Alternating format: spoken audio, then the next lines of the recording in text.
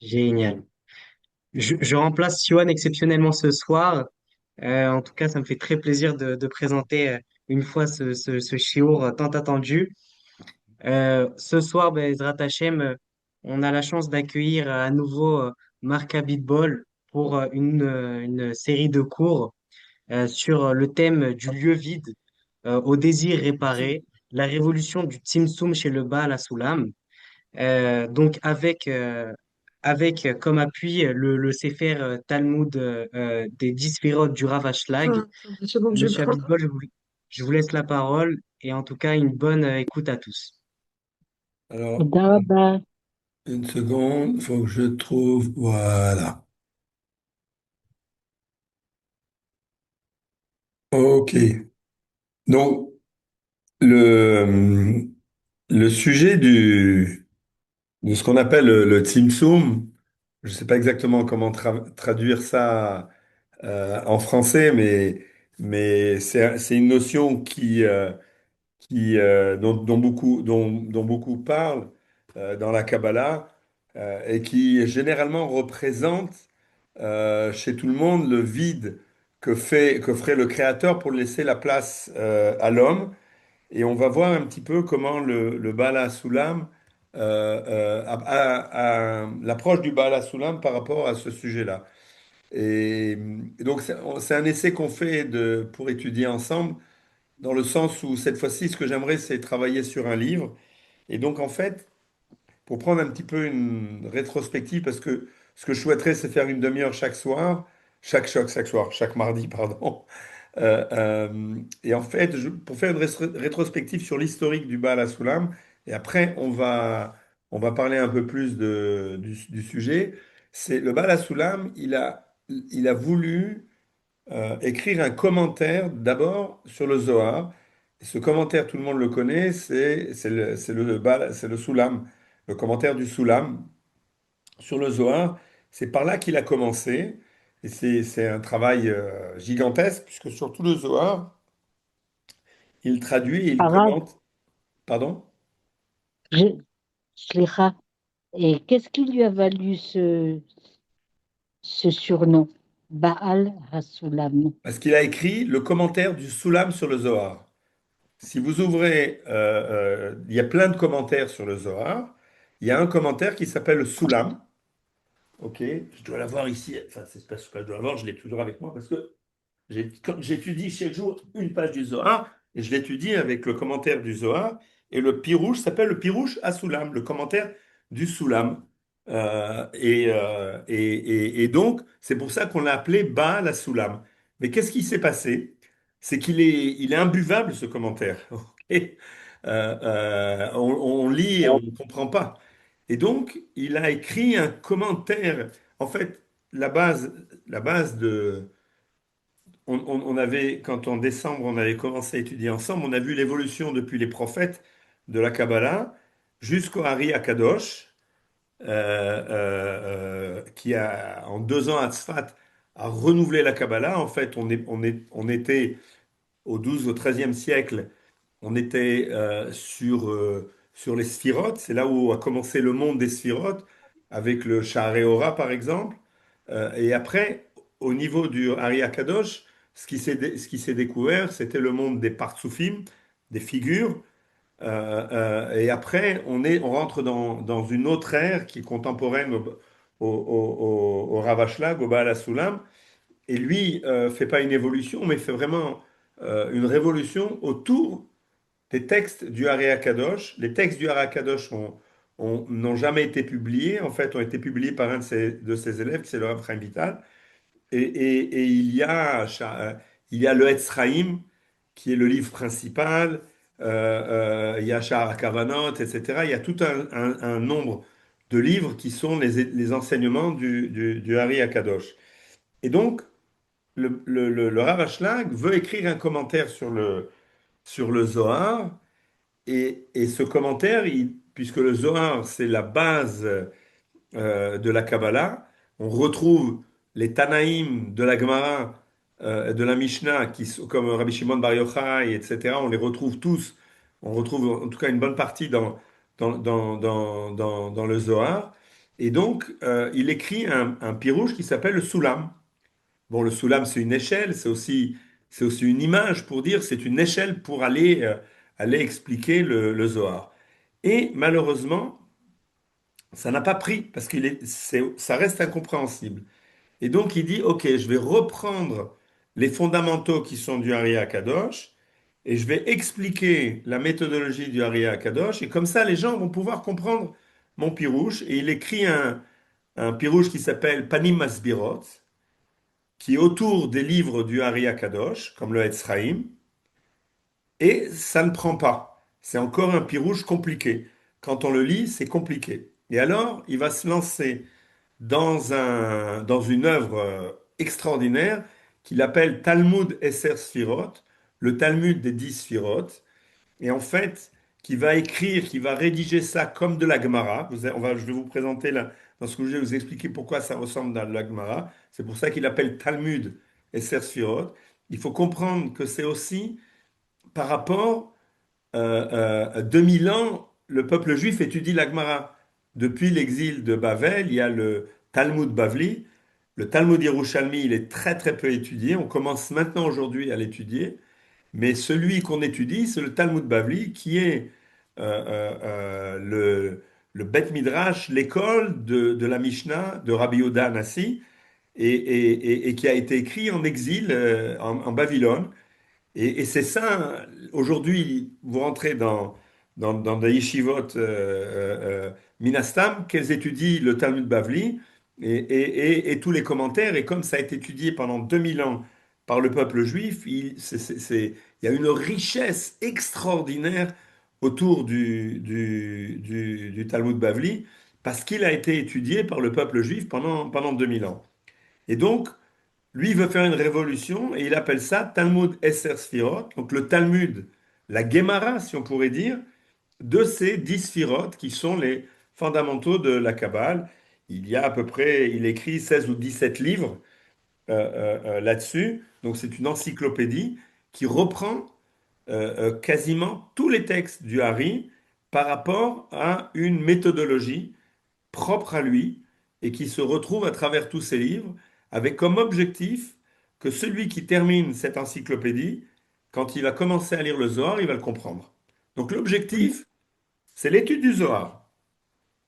Et donc c'est comme un ingénieur en bâtiment, pour pouvoir écrire les équations pour construire l'immeuble et les comprendre, il faut qu'il passe par des cours de mathématiques. Et donc, il va nous enseigner, à travers ce Talmud des Sfirot, il va nous enseigner des fondamentaux pour comprendre la lecture du Zohar.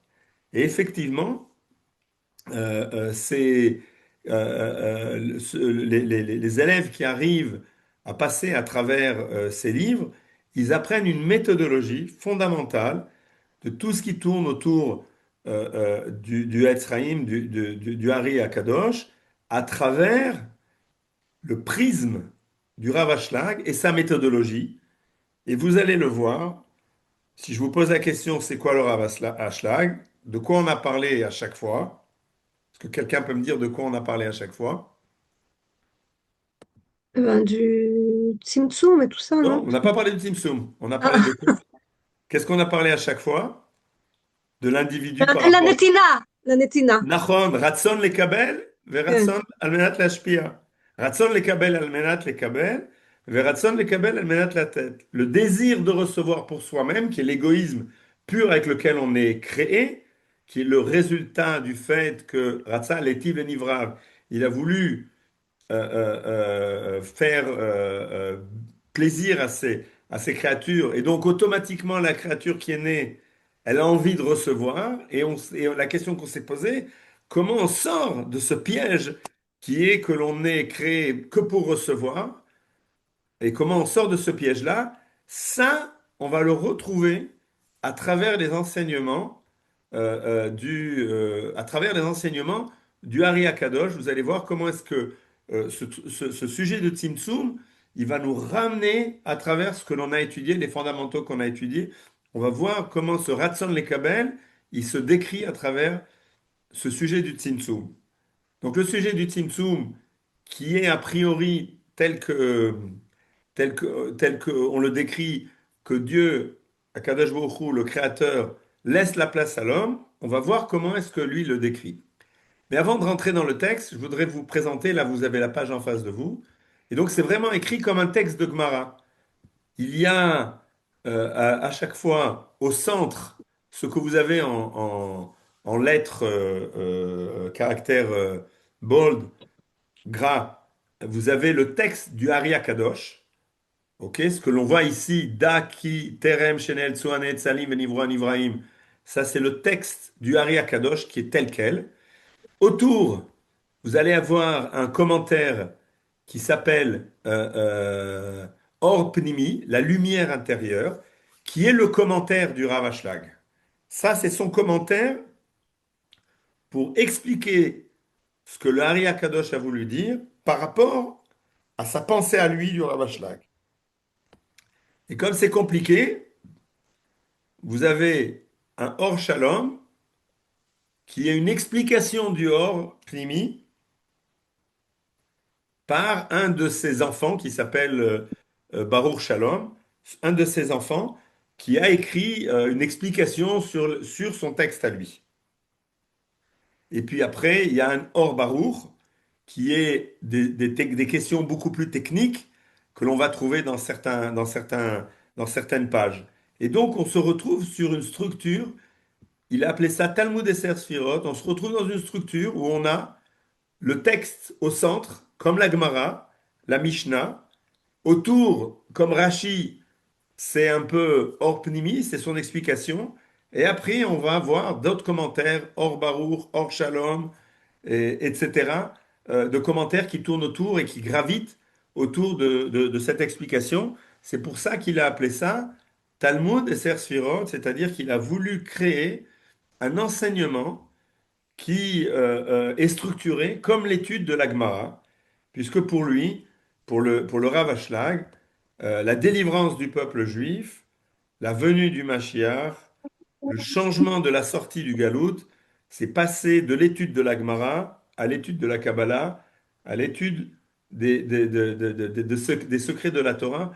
Pour lui, c'est vraiment ce qui signifie changement dans notre période. C'est aussi de façon, euh, de la même manière, ce que le Rav Kook aussi nous enseigne, que l'on est passé d'une période de galoute où on étudiait certains textes, et maintenant, eh bien, il faut qu'on aille étudier les secrets de la Torah pour comprendre qu'est-ce qui se passe avec le peuple juif, qu'est-ce qui lui arrive dans une période où il y a une transition si importante d'un peuple qui est disséminé à travers les autres nations et d'un coup qui revient à sa terre. Eh bien, la clé de ce qui se passe pour le Rav Kook, pour le Rav Ashlag, pour Manitou, c'est à travers la Kabbalah, à travers les secrets de la lecture du texte. Des questions? Oui, j'ai une question à te poser, Marc Revkov. Je demandais à quelle époque ça a été écrit, ce Talmud des Sfirot? Ah, 1960, quelque chose comme ça, On va dire 60-70. ça. Toda. C'est récent, hein, c'est Ouais. pas il y a des siècles, hein. Lui, le Rav Ashlag, il est monté avant la Deuxième Guerre mondiale en Israël. Et il a écrit son Pirouge du Soulam en Israël. Et ça, le Ta'as, ça vient bien après. On a dit, d'abord, il écrit le Pirouge à Soulam, sur lequel il est appelé le Baal à Soulam, parce que c'est une œuvre extraordinaire, hein. Il y a une vingtaine de livres, avec sur chaque verset du Zohar, un commentaire. Il y en a beaucoup plus de commentaires que de versets qu'il y a. Et après, il a vu que ça n'a pas pris. Panim Asbirot, Panim, c'est les faces qui expliquent. Ça n'a pas pris, c'était encore compliqué. Et il a structuré ce qu'on va apprendre ensemble, Talmud et Sfirot. Merci. Il était jeune, Ria Khatzik. Quand il a commencé, oui. Quand il a commencé, oui, c'est un génie. Donc il a vécu, il était à Bnei-Brak, après il était à Jérusalem, Jérusalem et à Shearim, mais à Shearim, Givat Shmuel, il n'a pas été très accepté. En fait, aujourd'hui, on vit dans une période qui est un petit peu différente. Aujourd'hui, on a cet antagonisme qu'il y a entre le sionisme religieux et les Haridim, etc. Ce qu'il faut savoir, c'est que avant la Deuxième Guerre mondiale, en Israël, avant la Aliyah des Juifs chaloutziques de Russie, etc., le Yishuv en Israël était un Yishuv religieux, Haredi. Le Rav Kook, c'est quelqu'un qui allait avec un shtreimel sur la tête le Shabbat. Le Yishuv, c'est un Yishuv religieux. On montrait des doigts les gens qui n'étaient pas religieux à l'époque. C'était Hmm. ça Israël. Avant l'immigration sioniste de l'Europe de l'Est. On a l'immigration d'Europe de l'Est avant la Première Guerre mondiale. Et là, les choses commencent à changer on a un mix dans la société israélienne, dans le Yishuv de l'époque, hein, c'est pas la société israélienne, où il commence à avoir des personnes laïques qui arrivent de l'Europe de l'Est. Mais en même temps, il y a aussi une immigration de gens religieux, puisque la majorité de la population encore en Europe de l'Est, l'émancipation ne touche pas encore une majorité, sont des gens qui viennent du shtetl, qui ont vécu dans la tradition, et entre autres le Rav Ashlag, qui arrive, et j'en avais parlé, juste pour ouvrir la parenthèse, on va la refermer, il vient avec des idées socialistes. Il vient avec des idées, et c'est pour ça que ce Ratson Lekabel Almenat la tête, ce besoin, ce désir que l'on a de recevoir pour donner, a une racine sur ce qu'il a appris dans la société, dans la révolution communiste, sur le début de ce qu'il voit après la Première Guerre mondiale. Entre la Première Guerre mondiale et la Deuxième Guerre mondiale, il y a cette vague socialiste en Russie, et il prend de cette vague-là, et quand il arrive en Israël, il va voir Ben Gurion et il lui dit c'est comme ça que doit être l'État d'Israël. Et donc il y a dans cette pensée du Rav Ashlag des rapproches, des parallèles avec Lévinas, qui est la pensée pour l'autre, très importante, qui sont liées à ça et qui sont liées au fait que, je reviens sur ce Ratsan Lekabel, puisqu'on va le retrouver aussi ici, c'est d'abord la capacité de transformer le désir de l'homme, son égoïsme, en quelque chose vers autrui. Alors, avant de rentrer dans le texte, peut-être J'ai une petite question. une petite introduction sur qu'est-ce que qu'est-ce que l'humanité recherche. En fait, le, le- l'ensemble l'ensemble des philosophes, etc., se posent la question de la raison de l'homme sur Terre. Quelle est la raison de l'homme sur Terre? Il est là pourquoi? Qu'est-ce qui se fait, etc. Et c'est de ça qu'on va parler, en fait. C'est de ça qu'on va parler. On va poser la question centrale de la raison de l'homme dans la création du Boré Olam. Et le Tzimtzum, c'est une des manières de mettre en évidence, et je vais essayer de vous ramener quelques philosophes aussi pour expliquer la différence entre le Rav Ashlag et entre Aristote, entre les différents, entre Kant, entre Spinoza, etc., pour essayer de comprendre exactement où nous amène le Rav Ashlag. Mais Hmm. peut-être, je suis désolé, le texte il est en hébreu, donc je vais essayer de traduire. Donc, le premier chapitre de ce premier livre, on dit Talmud Esser Sfirot, il y a une quinzaine de livres. On est dans le Talmud Esser Sfirot Echad, le numéro un. Et dans le premier il nous parle de quoi? Il va nous parler de ce qu'on appelle le Tzimtzum, le fait qu'il y a eu une sorte de restriction, de quelque chose qui s'est concentré. On va voir ce que c'est. Et on va parler aussi du cave, une ligne droite. On parlera aussi du cercle, du rapport de la ligne droite au cercle. Et donc, dans l'introduction qui nous prépare au centre, c'est le texte du Hari, ok, ça c'est le texte du Hari, mais il nous explique Mevaer Inyan, donc je reprends, je ne sais pas si vous voyez mon curseur, Mevaer Inyan Atzimtzum Arishon, Shenitztamtsem Or Ensof Baruchu, Birde Leatzil Hanetzalim, Velivro Anivraim. Donc ici, on va parler de ce Tzimtzum, de ce qui s'est contracté. Le premier, ils disent, parce que le chidouche du Baal HaSulam, c'est qu'il y a eu plus qu'un Tzimtzum, mais ça on le verra après. Mais il nous fait déjà une allusion, et c'est quelque chose qui est très proche du Baal HaSulam et qu'on ne trouve pas ailleurs. il y a ce qu'on appelle un Tzimtzum Aleph, une première contraction.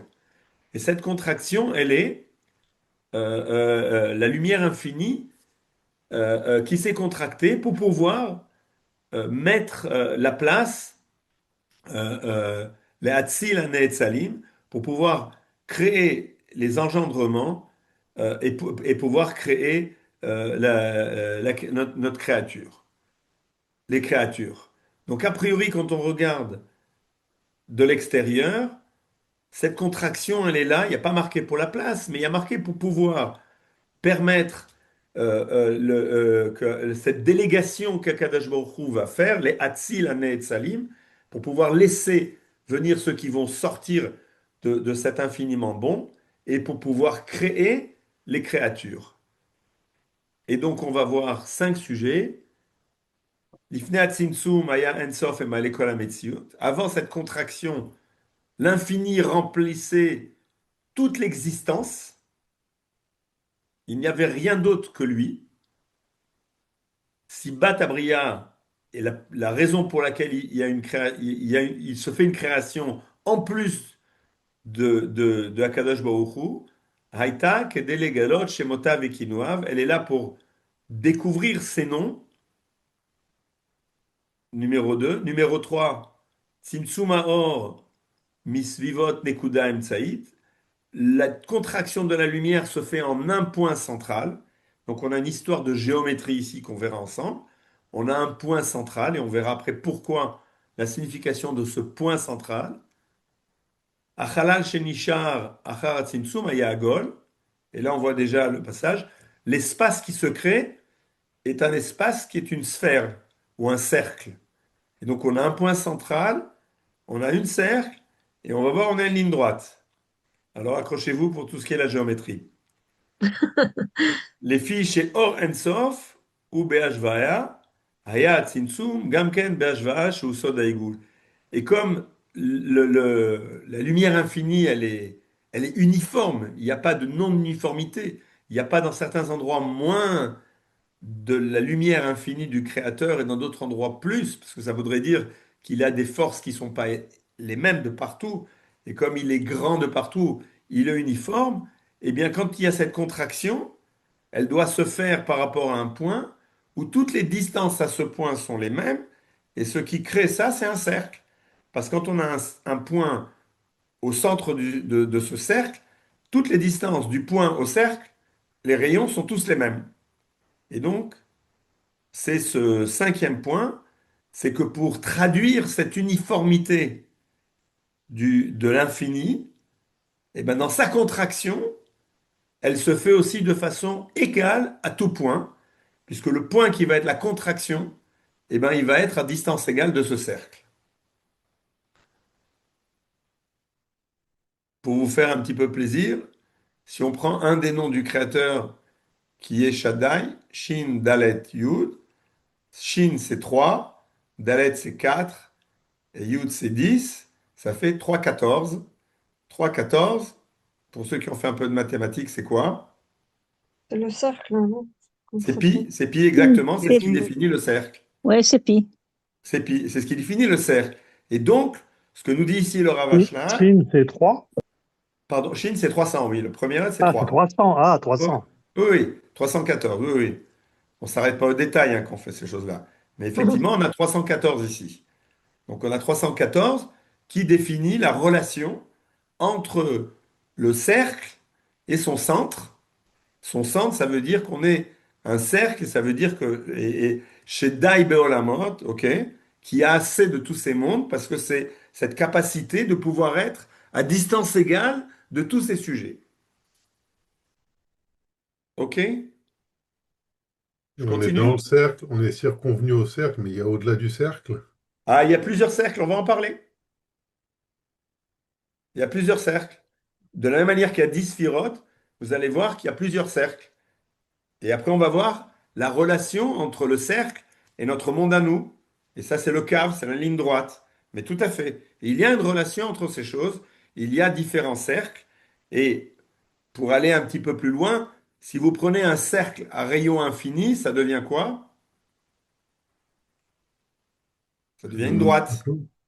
Donc vous allez voir que dans la géométrie euclidienne, ok, deux droites à l'infini se rencontrent, un cercle à l'infini c'est une droite, et vous allez voir quand on va avancer à la fin de ce premier chapitre, ces notions de géométrie qui rallient notre monde à nous au monde de l'infini, elles reposent sur exactement les notions dont veut nous rapprocher le Baal HaSulam.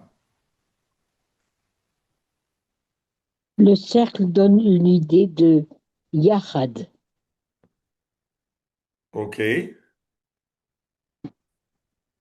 En fait, Semble c'est vrai, parce que le cercle, c'est quelque chose où on est à distance égale du centre, effectivement, alors que d'un certain côté, alors que dans la ligne droite, il y a une échelle de valeur que l'on n'a pas dans un cercle. Tout à fait. C'est pour ça que le cercle, on va voir plus tard, c'est une certaine notion, et la ligne droite, c'est une autre notion. Et effectivement, dans la ligne droite, il y a une échelle de valeur que l'on n'a pas dans le cercle. Dans le cercle, on est uniforme. On est à distance égale et donc on n'a pas d'échelle de valeur. La seule échelle de valeur qu'on a, et la question qui a été posée, c'est qu'on a différents cercles avec différents rayons. Et donc, il n'y a pas sur le cercle une échelle de valeur, mais il y a différents cercles. Mais c'est tout à fait vrai. Le cercle, il représente la chose qui est uniforme, où tout le monde est égal autour de ça. Mais il y a en même temps une distance qui est préservée entre la circonférence et le centre. On peut pas, il y a pas de Et continuum entre les deux. C'est-à-dire qu'il n'y a tout pas à de, fait. Et qu'est-ce c'est qui relie ces deux Doré, choses-là? Mekarev, il y a Dora, il y a de Mekarevet. Oui, mais qu'est-ce qui réunit ces deux choses-là? C'est le yin, c'est le cave. Le cave, si on prend des cercles qui sont concentriques, mais là on avance un peu plus vite, ça c'est dans les prochains cours, mais si on prend plusieurs cercles et un cave qui les transverse, on va avoir à chaque intersection entre la ligne et le cercle des valeurs qui sont différentes et qui correspondent à une sphère différente, à une sphira différente. Tout à fait. Alors vous êtes très fort, on a appris plein de choses ensemble. Mais effectivement, tout ce qu'on a appris ensemble, c'est un petit peu une préparation pour pouvoir comprendre ce qui se passe ici. Donc, l'Ifnei Tzimtzum, donc là je reprends, là maintenant on va rentrer dans le Harei Kadosh. L'Ifnei Tzimtzum, Aya Ensof, Memale Kol HaMetziut. Avant la contraction, Ensof Baruchu, l'infiniment bon, il remplit toute l'existence, la Metziut. Toute l'existence, elle est remplie de façon uniforme. Donc ça, c'est le titre. Et on va lire la première psika du Hari Akadosh. Donc là, on est dans le Etz Chaim, le livre de la vie du Harizal. Et en fait, le Rav Ashlag, il a pris, il a organisé son Talmud Esser Sfirot avec, à chaque fois en structurant sa source du Hari Kadosh. Donc là maintenant le Etz Chaim, après on peut avoir le Shara Kavanot, la porte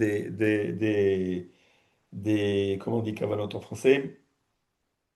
Euh, Les intentions. des Attention, intentions, attention. etc. Voilà. Et donc, vous avez des commentaires sur les Hari Kadosh, chacun qui sont construits un petit peu différents parce qu'il y a plein de livres. Donc vous prenez les livres, vous les étudiez comme ça, mais il y a quelques œuvres extraordinaires qui, pour construire une méthodologie, font ce que fait le Rav Ashlag. Et nous, on va suivre ce que fait le Rav Ashlag. Alors qu'est-ce que nous dit le Hari Akadosh? On va lire le Hari Akadosh et peut-être la fois d'après, on continuera sur Or Pnimi qui explique, qui est le langage que vous avez sur le côté, qui est le langage du Rav Ashlag. Donc venez, on lit ensemble Da, qui terem shenetzlu anetzalim, venivreu anivraim, aya or elion pashut, memale kol hametziut. Chaque mot ici est extraordinaire. Sache, avant que le Créateur a engendré cette descendance et a créé ces créatures, et ces deux mots sont différents, hein. Atzilut et Neetzal, c'est ce qui est délégué du pouvoir divin, et Nivraim, c'est déjà ce qui est créé. C'est-à-dire que le Neetzal, il fait encore un peu partie du Ensof Baruchu, et le Nivra, si on prend la racine de Nivra, il y a deux lettres qui s'appellent Bar, il est en dehors, le Nivra, il est en dehors, puisque Bar, ça veut dire en dehors, il est déjà en dehors du Créateur. Avant qu'il y ait toute cette histoire-là, Aya Or Elion Pashut, il y avait une lumière supérieure simple, chaque mot ici important, mais Malé Kol HaMetziut, qui remplit toute l'existence, Velo Aya Shu Makom Panui, et il n'y avait aucun espace de libre, Beprinat Avir Ekani, c'est-à-dire qu'on avait ici une notion d'air vide. Hop. Et il faut que je prenne le deuxième texte pour aller jusqu'au bout. Alors, comment est-ce que je... Alors, il faut que je sorte de là. Où est-ce qu'il est, le cher? Il est où? On l'a pas eu tout à l'heure, mais on l'a sur le WhatsApp, le texte. Mais là, vous l'avez pas vu, là? Non. Non, on n'a pas de texte. On Ah, voit vous pas n'avez de pas vu? texte, non. Mince. Non, Non, on n'a mais pas il de est sur texte. on l'a sur le WhatsApp. Ah, d'accord. Ok. Et là, vous le voyez, là?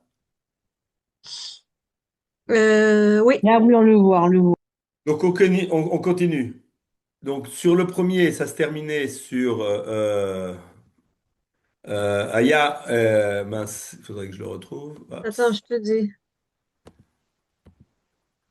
Comment ça se termine? Sur Avir Rekani. Voilà. Il y avait donc Miprinat Avir Rekani, c'est-à-dire il y avait une notion d'air vide, ok? Il y avait un vide, Vechalal, et un espace. Donc il n'y avait rien. Il y avait une sorte d'espace qui était vide. Et là, Haya Hakol, Memoulé, Min Or Ensof Pashut Ahu. Mais il y avait, tout était rempli. Donc ce vide, il avait quoi ce vide? Oups, mince, j'arrive Mm. pas à. Mhm. Ouais. Ok. Velo haya shum makom panui miprinat avir rekani. Avant qu'Akash Baruch Hu fait cette contraction, il y avait pas de vide, il y avait rien. Lo haya, il n'y avait aucun espace qui était vide, il y avait une présence divine de partout. Ok? Et c'est ce qu'il dit là. Euh, à partir du moment où... pourquoi est-ce que j'arrive pas? Voilà. J'essaie de reprendre le texte, mais voilà. Et donc, à partir du moment où on a, on a cet espace qui est rempli du Ein Sof Baruch Hu, qu'est-ce que vous voyez là? Vous voyez le premier ou le deuxième? Le premier. Voilà. Donc, c'est ce qu'on dit. Velo haya shum makom panui, il n'y avait rien de vide. Iprinat or avir rekani. Et maintenant, je vais essayer de basculer sur le deuxième.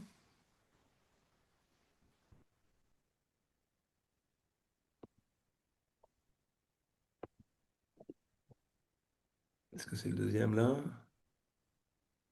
Non, ça c'est le premier. Mince. Ah, je suis pas doué là.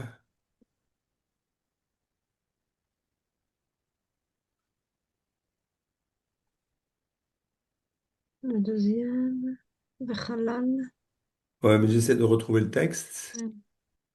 Euh, ok, je vais le rouvrir. Voilà, il est là. Ok, c'est bon.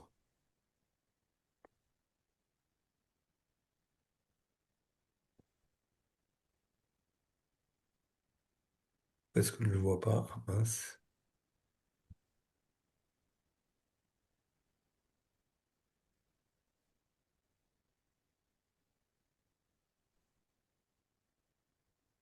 Pourquoi est-ce que je ne vois pas le numéro 2? C'est bizarre ça. Pourtant, je l'ai ouvert. D'accord, il est là le 52, ouais. Ah, le voilà. Le voilà, ok. Donc, et là, Vechalal, donc, Aya Arvir Rekani Vechalal, donc il y avait un vide total. Et là, qu'est-ce qu'il y avait dans cet espace-là? Aya hakol memule min or ensof pashut hahu. Tout était rempli de cette lumière infinie et simple. Velo hayalo, et il n'avait que Prinat Rosh, Velo Prinat Sof. Il n'y avait que la tête, il n'y avait pas de fin. Et là, Kol Aya Or Echad Pashut, tout n'était qu'une lumière simple. Shave Be'ashva Achad, qui était uniforme de partout. Et ça s'appelait Or En Sof, la lumière infinie. Donc, qu'est-ce qu'il nous dit ici le Ari Akadosh? On n'est pas encore entré dans le Baal HaSulam. Le Ari Akadosh, il nous dit, avant qu'il se passe notre histoire à nous, eh bien, l'existence était remplie de quelque chose, il n'y avait aucun vide, tout était uniforme, et ça s'appelait Or En Sof. Alors, si on veut faire un petit peu de physique, tout de suite après le Big Bang, vraiment la picoseconde après le Big Bang, on a une énergie qui est uniforme et qui remplit l'univers de façon uniforme. Et d'ailleurs, c'est tellement uniforme que ça pose problème aux scientifiques. Qu'est-ce qui pose problème aux scientifiques? C'est comment est-ce qu'on passe de quelque chose qui est uniforme à quelque chose qui est comme notre monde à nous, avec une diversité, une synthèse et une division telle que notre monde est aujourd'hui. Notre monde aujourd'hui, c'est un monde qui meurt, qui vit, qui se répartit, qui se multiplie, qui se divise. Or, la pico ou je ne sais pas exactement comment décrire en tout de suite après le Big Bang, tout est uniforme. Et donc la question, qu'est-ce qui se passe? Comment ça bouge après? Parce que si tout est uniforme, il n'y a rien qui peut bouger. Et la Et donc, première Havdalah, pardon, ça serait la première Havdalah. ce serait la première Havdalah. Et donc, ce que l'on a appelé la particule Higgins, la particule euh, euh, euh, la particule divine, c'est la première particule qui est issue de la non-uniformité de ce qui se passe après le Big Bang. C'est ça toute l'histoire. Toute l'histoire, c'est de dire, si tout est tout le temps uniforme, comment on est arrivé aujourd'hui où on est? Et les scientifiques aujourd'hui découvrent cette particule, ce Higgins, cette particule qui diffère de l'uniformité de ce qui était au moment du Big Bang et qui explique ce qui s'est passé à ce moment-là. C'est pour ça Et, qu'elle est appelée Achelki Kaeloki. Ils appellent ça une singularité. Voilà, exact, tout à fait, tout à fait. Et donc, on est donc le sujet sur lequel on va traiter avec le Rav Ashlag, c'est l'histoire de cette contraction. Quel est l'objectif de cette contraction? Et qui est équivalent à ce que les philosophes, la question des philosophes qui peuvent se poser, c'est, puisqu'après cette contraction apparaît la créature, celui qui est né Netzal, celui qui est délégué de l'infini, et la question c'est, la question d'Aplaton, c'est comment est-ce que l'homme il sort de cette ombre-là et qu'il arrive à notre monde.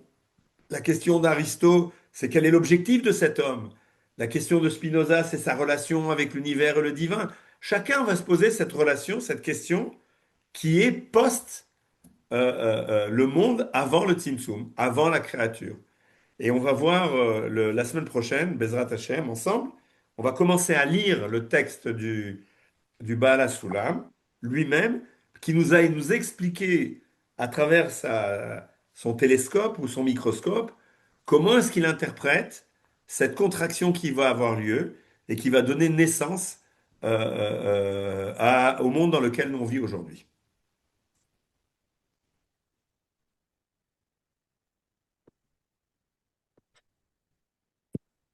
Merci, Marc. Fascinant. C'est bon, Merci, c'est pas Marc. trop C'est dans. très intéressant. On parle de la Parce que physique. j'avais un peu peur que ça soit trop dans la stratosphère, donc je ne veux pas vous paumer. Bah, pour l'instant, on est dans le toute la lumière. Où on peut trouver les Heureusement, textes? La semaine Où on prochaine. peut trouver ces textes, Marc? Ce texte, alors c'est un livre, je vous donnerai une référence Non, sur mais, qui veut non, mais l'acheter. c'est ce que tu as dit. Oui, oui, en hébreu, ces textes-là, on peut les trouver sur WhatsApp, elle a dit la dame. Où on peut les Donc moi, trouver, moi, ces je vais vous les textes? photocopier chaque semaine. Mais Oui. autrement, Dans le il a été envoyé dans le groupe WhatsApp du Ravashlag by Je suis pas dans le groupe. Je suis pas dans le groupe du Ravashlag. C'est peut-être Ah, pour ben, ça. demandez qu'on vous inscrive. demandez à Johan qui vous l'envoie. Et autrement, Ah, il y je a un demande livre qui à s'appelle Yoann qui me TAS. met dans le groupe. Ah, Autrement, il y a un d'accord. livre qui s'appelle Talmud et Sphirot qu'on peut acheter. Mais autrement, moi, je vais vous photocopier chaque page et on va étudier chaque semaine Ouais, le c'est Pour cours ça. avoir une ensemble. précision, s'il vous plaît. Oui, Alors, tout à l'heure, je ne sais pas si c'est un lapsus ou si c'était volontaire, vous l'avez dit, en géométrie euclidienne, deux parallèles se rencontrent à l'infini. exact. C'est Alors, pas un lapsus, c'est la vérité. d'accord. C'est pour ça que je voulais le savoir. C'est-à-dire qu'en fait, le Ravachlag connaissait les coordonnées homogènes. Enfin, c'est quand même parce que le point à l'infini, c'est pas un point qui est vraiment très très loin. C'est quelque chose de nouveau. Et on rejoint ce que vous avez dit tout à l'heure à propos de cette particule divine qui est en fait une erreur de l'équation puisqu'il Exact. y a un quark de trop. Donc, Exact. En effet. donc ce point à l'infini, Oui. ces parallèles qui se rencontrent, on a affaire à un vrai mathématicien et puis Oui, en en plus de fait, ça, c'est nouveau moi, comme j'ai pas théorie, connu tout le. ça. D'abord, deux choses très intéressantes que vous avez dit, et je me lâche, hein, c'est pas ce que j'ai écrit, c'est ma pensée à moi, hein. Donc, vous êtes libre de l'accepter ou pas Lâchez-vous, on est là pour l'accepter. ça. Mais quand vous avez dit, par exemple, que l'univers, il est créé à l'issue d'une erreur de ce quark. Et pour moi, c'est exactement Chet Adam Arishon. La Waouh. faute de Adam Arishon, elle est obligatoire pour que notre monde existe. Et Exact. donc, c'est pour moi, quand On j'étudie, moi je le, suis un scientifique, donc quand Exact. j'étudie la science, l'erreur, elle est intrinsèque à ce qu'il peut y avoir. Et en fait, dans les modèles physiques, s'il n'y a pas d'erreur, on ne sait pas travailler. Et donc, pour moi, c'est extraordinaire de dire que la découverte que le monde est sorti du Big Bang, de quelque chose qui est uniforme et qui a aucune possibilité de se développer, est le résultant d'une erreur. Et c'est exactement ce qui se passe. Sans le ouais, fait d'Adam Arishon, on ne peut pas avoir le monde dans lequel on vit. Éphémère. c'est super parce que le monde m'a l'air tellement fractal que c'est vrai que on voit des systèmes fractals partout. Vous savez aussi bien que moi que lorsque le système fractal s'épuise ou diverge, à un moment donné apparaissent ce qu'on appelle, c'est génial comme nom, c'est très poétique, les attracteurs étranges. Et ça, c'est très, très, très riche d'explications et d'enseignements. Donc, pour revenir au Ravachlag, je ne pense pas que c'était un mathématicien, mais moi, j'étudie avec un de ses élèves qui pourrait être un mathématicien pour moi à l'université, tellement sa façon de voir les choses est tellement structurée et méthodique. Et je pense qu'à la fin, c'est le monde de la géométrie euclidienne, Ouais. il se rapproche à ce monde de la Kabbalah d'une certaine manière, puisqu'on va voir des choses qui se ressemblent, mais on va pas faire des mathématiques. Je dis juste qu'il y a un parallèle, en tout cas au début, et après, on va plus parler de notre monde à nous, etc. Pourquoi il y a ce tzimtzum? Est-ce que c'est vraiment une contraction ou autre chose? Et là, on va voir la différence du Ravashlag dans cette approche-là. Je voulais demander sur le point à l'infini, il me semble, ça s'appelle le point cyclique. Donc je crois que c'est pas anodin qu'on dise la cyclicité dans le point qui est à l'infini. Donc on rejoint encore un terme qui rejoint l'idée du rond. Et je vais Oui. poser une question au départ. Le Rav Ashlag, est-ce que dans ses Akdamot, dans les livres qu'il a écrits, il explique pourquoi le moment est venu de faire d'expliquer pourquoi, qu'est-ce qui a été le déclencheur pour lui de comprendre qu'il y avait une maturité de l'humanité ou du Ham Israël pour être exposé à ça? Je pense que c'est une question très intéressante parce que il n'est pas le seul, hein, le Rav Kook, etc. Il y a eu deux tendances dans le peuple juif. Il y a eu une tendance qui a repoussé, qui a freiné. OK, on n'a pas le droit d'étudier ça, c'est interdit, etc. Et jusqu'à aujourd'hui, maintenant ça change, hein. Ces 10, 20 dernières années, ça change. Mais il faut savoir que ceux qui étudiaient la Kabbalah et qui avaient moins de 70 ans, n'était pas considérés dans le monde de l'étude. Et donc ils sont arrivés un petit monde. On va prendre un exemple du Ramchal de Padova, ok? Rabbi Moshe et C'était un Chaim gamin. Luzzatto. Pardon? C'était un gamin. Il a été le vendredi, ils l'ont sorti de sa maison, ils l'ont sorti. Pourquoi? Parce qu'il a commencé à décoder les textes, etc. Donc il y avait une crainte dans le peuple juif de parler de ces choses-là. Il y avait une véritable crainte. Pourquoi? parce que ça a dérivé, parce qu'on a eu le sabbatéisme, etc. Parce que ça a dérivé, il y a eu des tendances messianiques, méchéristes, qui n'étaient pas selon les tendances de la Torah. Et donc, les sages ont dit, il faut des garde-fous, et il faut interdire ça, parce que qu'est-ce qui se passe? On se trouve en exil, dans un moment où il n'y a aucune visibilité sur la sortie de cette souffrance qu'a le peuple juif. Imaginez-vous, nous aujourd'hui, on est en Israël, on est en guerre et on paye un prix pour notre souveraineté. Mais le prix qu'on paye, on se dit, et on le sait, c'est pour notre souveraineté, c'est pour rester le peuple, la terre du peuple juif, pour l'ensemble du peuple juif où il est. Vous vous trouvez en exil et vous avez des pogroms. Quelle visibilité d'espoir il y a. Très Mm. très dur. La chassidoute est arrivée là-dessus parce qu'elle est arrivée à un moment où il n'y avait plus aucun espoir. Très très difficile. Et donc tout courant messianique emportait une partie du peuple juif n'importe où. Et donc, pour pouvoir, cette crainte-là a arrêté des courants comme le Ramchal, etc. Je pense que ce qui s'est passé au 19e et 20e siècle, hein, il y a commence une ouverture qui commence déjà depuis le 16-17e siècle, puisque le Ari Kadosh arrive aussi à ce moment-là. Et avant le Rav Ashlag, le Rav Chaim Vital, dans son introduction à Etzraïm, il dit tout celui qui n'étudie pas la Kabbalah est un criminel. Donc on est au 17-18e siècle, on a le Rav Chaim Vital qui commence à le dire, mais il n'est pas encore écouté. Et je pense que c'est intéressant parce que ça va de pair avec le retour en Israël, la souveraineté sur notre terre et le nationalisme que l'on a en tant que peuple, le fait que on a une identité qui n'est plus seulement une identité d'exil, mais qui est une identité, même si on se trouve en exil, on est rattaché à l'État d'Israël. Et cette souveraineté nationale, c'est elle qui commence à ouvrir les portes à l'enseignement à travers nos maîtres et à différents courants des secrets, puisque ces secrets-là sont les secrets qui doivent nous amener à la rédemption, à l'évolution du peuple juif, à la capacité de comprendre quel est notre rôle en tant qu'homme et en tant qu'enfant d'Israël. Et c'est pour ça que ça arrive à ce moment-là. C'est pas seulement le Rav Ashlag, c'est un ensemble, depuis le 19e siècle, un ensemble de maîtres qui commencent à ouvrir, à s'ouvrir par rapport à cet enseignement, que ça soit de la Chassidoute jusqu'à d'autres maîtres. Et l'enseignement aujourd'hui de la Kabbalah, il devient de plus en plus ouvert, bien qu'il reste encore une minorité. On n'étudie pas, sûrement pas en tout cas dans les courants très orthodoxes, la Kabbalah comme ça, c'est la Gemara, et même dans les courants ouverts, c'est difficile d'avoir une approche telle que on l'a ce soir. Et pour dire, Oui, oui. moi j'ai 65 ans, j'ai commencé il y a 5-6 ans seulement. Ok? Avant, j'étais plongé dans la Gemara, j'ai fait 3 fois l'étude du chasse Bavli, une fois Yerushalmi, et c'est après que je suis arrivé, et je dis c'est dommage, j'aurais peut-être dû commencer plus tôt.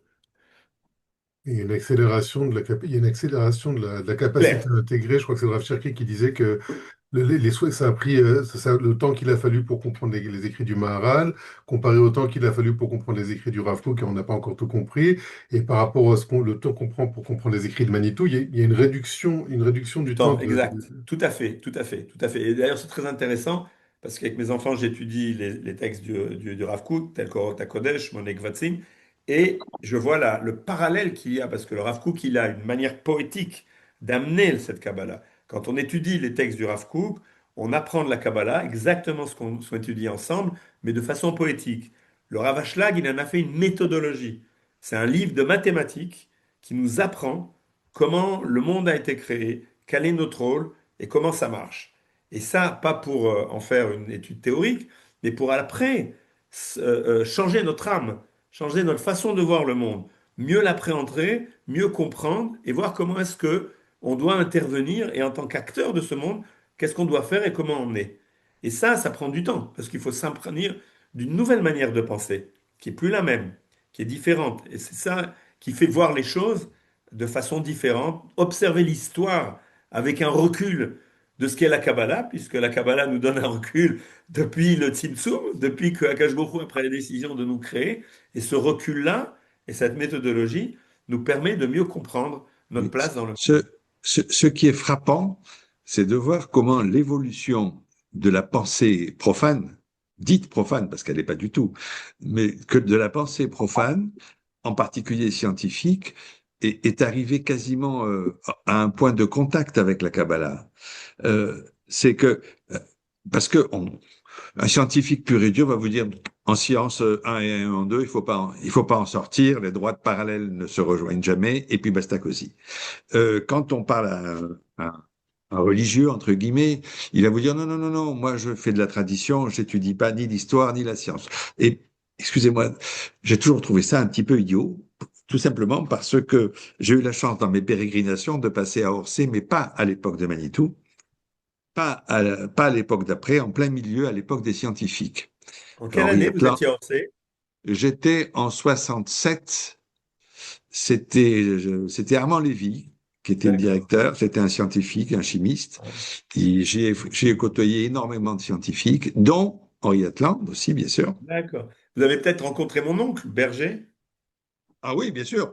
Ben, c'est mon oncle. Il était commissaire scout, Oui, exact, tout à fait. oui, oui, Ben, oui. moi, les premiers cours de Kabbalah que j'ai eus, j'ai appris avec lui. Berger, on le voyait tous les Shabbatot quand il venait, Ok.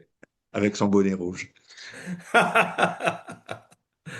Et donc, alors, ce qui est marrant, c'est que on a le même discours maintenant du côté des scientifiques, parce que, comme disait, je ne sais plus quel scientifique, celui qui dit avoir compris la physique quantique peut sortir, il comprendra jamais rien. Et en Kabbalah, il y a des textes que l'on lit, on se dit, mon Dieu, mais il me faut 250 ans pour essayer de comprendre une demi-phrase.